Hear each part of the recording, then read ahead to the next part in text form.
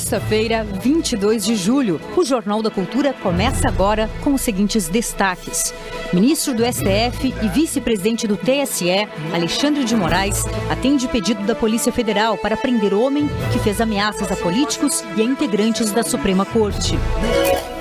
Caminho aberto para a candidatura nas eleições deste ano. Justiça Federal revoga parte da decisão da Câmara dos Deputados, que declarou perda de mandato de Eduardo Cunha, preso na Operação Lava Jato por corrupção e lavagem de dinheiro. Justiça aceita a denúncia do Ministério Público Federal e 3 suspeitos da morte de Bruno Pereira e Dom Phillips se tornam réus. Confrontos durante a operação policial no Morro do Alemão, no Rio, deixam ao menos 18 mortos. Pela primeira vez, Brasil tem mais de 50% da população acima de 30 anos e o número de quem vive sozinho cresce 40% em 10 anos. Novo vídeo mostra o ex-presidente americano Donald Trump se recusando a admitir a derrota para o democrata Joe Biden. Congress has certified the results. I don't want to say the election's over. I just want to say Congress has certified the results without saying the election's over, okay? Olá, boa noite. Hoje aqui na bancada temos o economista Gésner Oliveira, professor da Fundação Getúlio Vargas, e jornalista Wilson Moherdawi. E você pode fazer comentários pelo Twitter na hashtag Jornal da Cultura. Foi preso hoje em Belo Horizonte um ex-candidato a vereador que fez ofensas e ameaças aos ministros do Supremo Tribunal Federal e a líderes da oposição. A decisão foi do ministro Alexandre de Moraes, a pedido da Polícia Federal. Foi com base nesta gravação que o ministro Alexandre de Moraes, do Supremo Tribunal Federal e vice-presidente do Tribunal Superior Eleitoral, decidiu determinar a prisão do ex-candidato a vereador por Belo Horizonte, Ivan Rejane Fonte Boa Pinto. Eu vou dar um recado para a esquerda brasileira, principalmente para o Lula.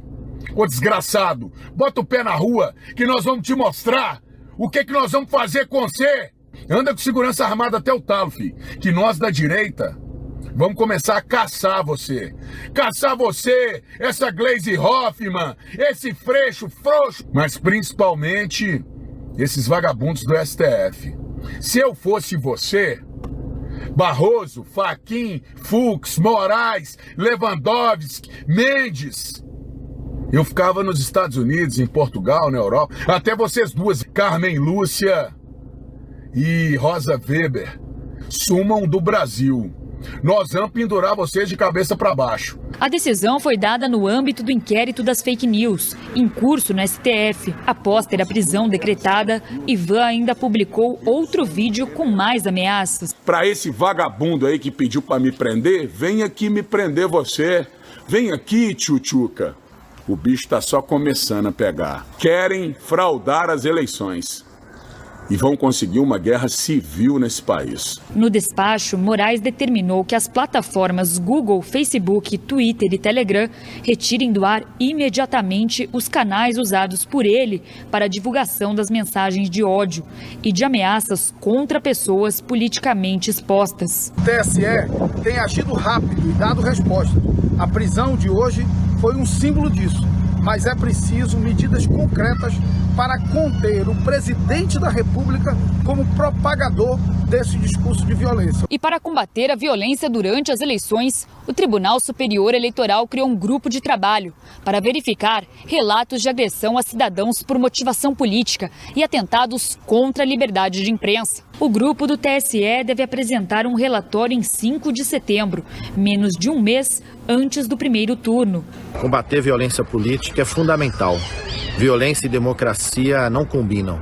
São coisas antagônicas e opostas. É uma providência muito importante, porque nós temos visto que nesse ano os episódios de violência política eleitoral, eles têm aumentado. Se providências não forem tomadas, o risco é dessa violência escalar e sair de controle e, claro, acabar prejudicando o processo eleitoral. Os pingos nos is. Jovem Pan. Olá, muito boa noite para você, 18 horas em São Paulo, seja muito bem-vindo, já estamos no ar, começa aqui mais uma edição de Os Pingos nos Is, Hoje, sexta-feira, dia 22 de julho de 2022. Estaremos juntos aqui até às 8 da noite. Hoje com Augusto Nunes, Guilherme Fiuza, a Ana Paula Henkel e o Roberto Mota. Vamos aos destaques. Por ordem de Moraes, PF prende homem acusado de ameaçar o STF e políticos de esquerda. Dilma rebate declaração de Temer sobre impeachment e afirma que história não perdoa a traição. E Bolsonaro vai a posto de gasolina em Brasília para verificar queda nos preços. Isso e muito mais agora em Os Pingos nos Is. Opinião. Hora de colocar os pingos nos is. O ministro Alexandre de Moraes, do Supremo Tribunal Federal, autorizou, nesta sexta-feira, a prisão de Ivan Pinto, acusado de ameaçar ministros da Corte e Lula. Em suas redes sociais, o mineiro, que se apresenta como terapeuta papo reto, especializado na recuperação de pacientes com vícios em álcool e drogas, disse que reuniria pessoas para caçar magistrados da Suprema Corte e pendurá-los de cabeça para baixo. Em um dos vídeos, Ivan anuncia que possui um grupo de Telegram chamado Caçadores de Ratos do STF, com o objetivo de não permitir que juízes e desembargadores andem entre a população. Segundo Moraes, as manifestações são discursos de ódio e incitação à violência que não foram dirigidas somente a diversos ministros da Corte, como também se destinaram a corroer as estruturas do regime democrático e a estrutura do Estado de Direito. Com esse destaque, a gente abre o programa desta sexta. Guilherme Fiuza. Boa noite. Boa noite. A Justiça Federal do Amazonas torna réus 3 acusados de matar o indigenista Bruno Pereira e o jornalista Dom Phillips. Uma moradora morre no segundo dia de tiroteio no Morro do Alemão, no Rio. O zagueiro Renan, no Bragantino, é preso depois do acidente que matou o motociclista em Bragança Paulista. Um acordo entre a Ucrânia e a Rússia libera a exportação de grãos retidos em portos desde o início da guerra. O comitê que investiga a invasão ao Congresso americano acusa o ex-presidente Donald Trump de descumprir os deveres do cargo pela demora em reagir ao ataque da multidão. No terceiro corte do ano, o governo federal anuncia o bloqueio de quase 7 bilhões de reais do orçamento. Uma das maiores favelas de São Paulo assiste à formatura da primeira turma de balé clássico profissional. O Jornal Nacional está começando. Em 10 anos, cresceu no país o total de brasileiros que se autodeclaram pretos e pardos. Os dados foram divulgados hoje pelo IBGE. Somos agora 212 milhões e 700 mil brasileiros. Em 10 anos, a população aumentou 7,6%. A cara do Brasil foi pintada nesses muros do centro do Rio. São desenhos que refletem as mudanças profundas de um país que na última década aprendeu a enxergar a sua cor. Está tendo uma luta, os negros estão se unindo mais perante isso, então está tendo mais orgulho. A pesquisa de domicílios do IBGE mostra que em 10 anos aumentou 32% o número de brasileiros que se declaram pretos e quase 11% os que se declaram pardos, nomenclatura usada pelo IBGE. A Luana, que hoje se considera negra, lembra que durante a adolescência se enxergava como uma pessoa branca. Investimento em política pública, ações afirmativas, tanto a questão da reparação, educação, levar isso para a sala de aula, foi a base da mudança. Pelos números atualizados, pretos e pardos representam agora 56% da população. Já o percentual de pessoas que se declaram brancas caiu para 43%. A pesquisa também analisa outros aspectos, como a idade dos brasileiros. Entre 2012 e 2021, o total de pessoas com menos de 30 anos caiu 5,4%. E ao passo em que vai crescendo, a população brasileira também vai envelhecendo. Em 2012, o grupo de brasileiros que tinham 30 anos ou mais representava 50% da população. Em 2021, esse número saltou para 56%. Nesse intervalo de 10 anos, aproximadamente 9 milhões de brasileiros também entraram para o grupo de quem tem 60 anos ou mais. Essa turma mais velha representava 11,3% da população em 2012 e 14,7% em 2021. A população idosa aumentou em todas as regiões do Brasil, mas o Rio de Janeiro é o estado que concentra o maior número. E na zona norte da capital, muitos se concentram nessa quadra todas as manhãs para exercitar o corpo e o astral. Para nós aqui é como se fosse família. entendeu? Família é legal. Às vezes o carinho que a gente não tem da nossa família real, nós temos aqui. Porque eu faço ginástica, faço hidroginástica e adoro samba, é isso aí. As mulheres aqui são maioria, assim como no Brasil, onde representam 51% da população. A pesquisa mostra, no entanto, que a diferença aumenta conforme a faixa etária avança. Entre os brasileiros com 60 anos ou mais, são aproximadamente 8 homens para cada 10 mulheres. O envelhecimento da população mostra a importância de políticas públicas que garantam saúde e bem-estar para esse grupo que está cheio de vontade de viver. Ter saúde e paz está bom demais. Explode coração na maior felicidade.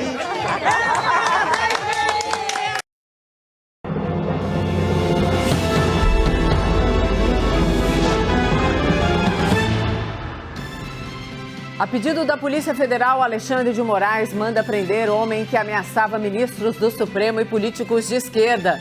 No vídeo, ele falou em caça, guerra e mortes. Tribunal Superior Eleitoral cria grupo para combater violência política. Nos Estados Unidos, estrategista de Donald Trump é condenado por não obedecer intimação do comitê que investiga invasão do Capitólio. Justiça torna réus 3 investigados pelos assassinatos do indigenista Bruno Araújo e do jornalista Dom Phillips. Sobe para 19 o número de mortos em operação no Complexo do Alemão, no Rio de Janeiro. E o presidente Bolsonaro parabeniza a Polícia Militar. Se eu ligar para todo mundo que morre todo dia, eu tô, né? Esse fato deu repercussão. É um cabo paraquedista, é meu irmão e ponto final, ok? Parabéns à Polícia Militar.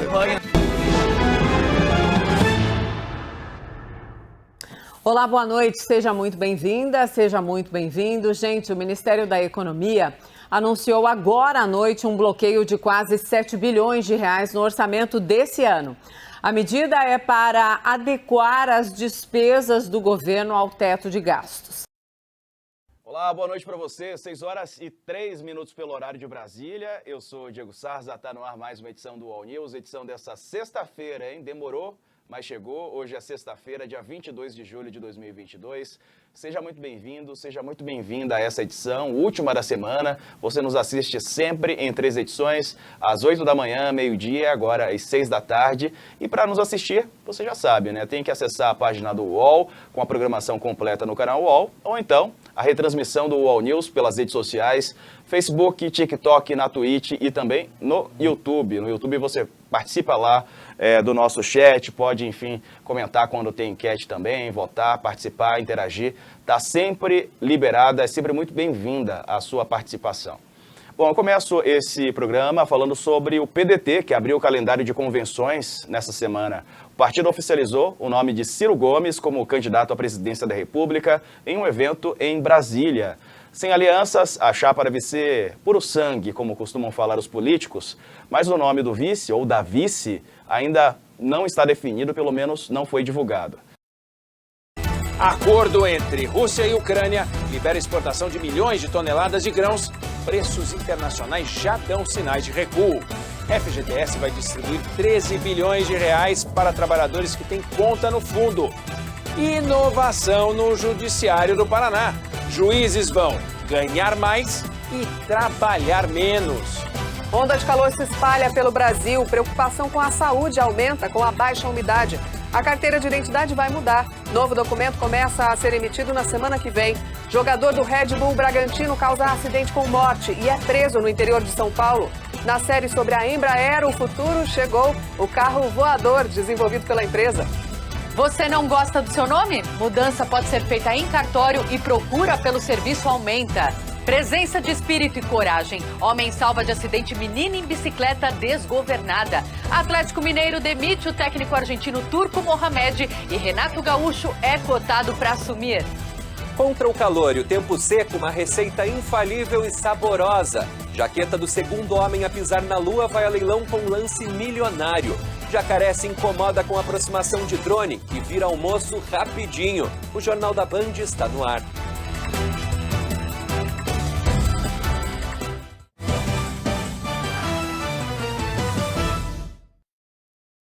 Boa noite. A edição dessa sexta começa falando dos efeitos do tempo seco do inverno na vida das pessoas, no Sudeste, Centro-Oeste e Sul do Brasil. É isso mesmo, é hora de cuidar dos olhos, do nariz e da garganta para não ficar doente. Veja hoje no SBT Brasil. Novos tiroteios matam mais uma moradora no Complexo do Alemão. Dona de pensão foi baleada perto de casa. Jogador de futebol é preso após acidente que terminou com morte de motociclista no interior de São Paulo. 3 acusados de participação no assassinato de Bruno Pereira e Dom Phillips se tornam réus. Polícia Federal prende homem suspeito de fazer ameaças ao ex-presidente Lula e ministros do Supremo. É já já.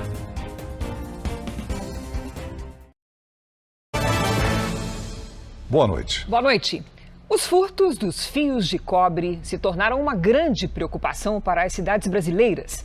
Eles atrapalham os sinais de trânsito, a internet e até o trabalho dos bombeiros. Na periferia da capital paulista, o Jornal da Record foi conferir um cruzamento que está sem semáforo há mais de um mês. Tudo por causa do vandalismo. Veja agora outros destaques do dia. FGTS distribuirá lucro das contas aos trabalhadores até o final de agosto. Polícia Federal prende suspeito de ameaçar candidatos e ministros do Supremo. Jogador do Brasileirão é detido após acidente de trânsito com morte.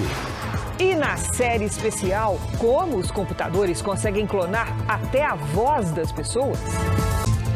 Uma moradora foi baleada e morta em mais um dia de confrontos no Complexo do Alemão, no Rio de Janeiro. A polícia corrigiu o número de mortes. São 18 pessoas, inclusive com a vítima de hoje. No Jornal da Globo, mais um dia de operação policial no Complexo do Alemão e mais uma inocente morta. A polícia diz que o tiro teria partido de traficantes. Estrategista e ex-assessor de Donald Trump, condenado por desacato à comissão que investiga o ataque ao Congresso americano. O impacto imediato no preço do trigo depois do acordo que liberou a exportação de grãos da Ucrânia. E os heróis inesquecíveis de Harrison Ford na coluna do Nelson Mota.